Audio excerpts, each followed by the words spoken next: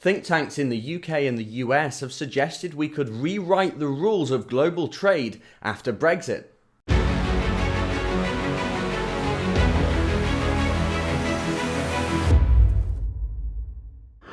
A new report by free market think tanks in the UK and the US has suggested that after Brexit, the UK could simply rewrite the rules of global trade by setting up a free trade agreement with the USA.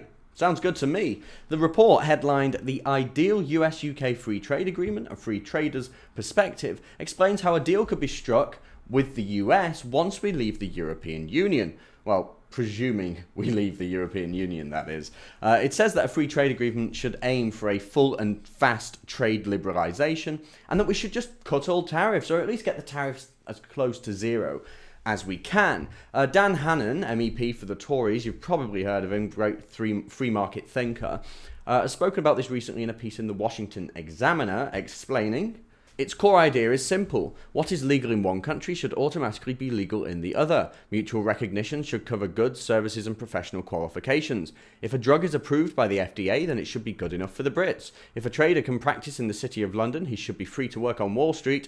Where there are different standards, businesses should be free to follow whichever they prefer, something that will lead unprecedentedly to downward pressure on regulations."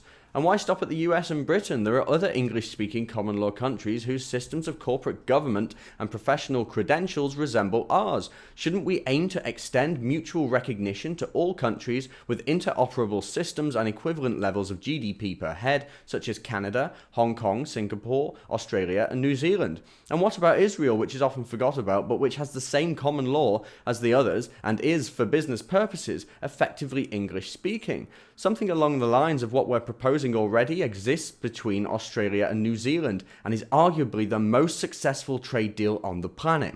Doesn't that sound amazing? Working more with the Commonwealth and other English-speaking countries across the world, and other countries with large GDPs, with other first world countries, essentially. Modern, forward-thinking countries with high professional standards, high regulatory standards, and trading with them.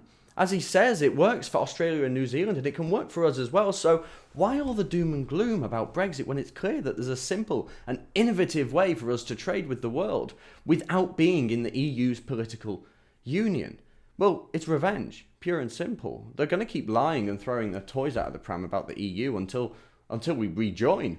I don't think that's going to happen, though. If you want to see more from me and the rest of the Rebel team, remember to like and subscribe.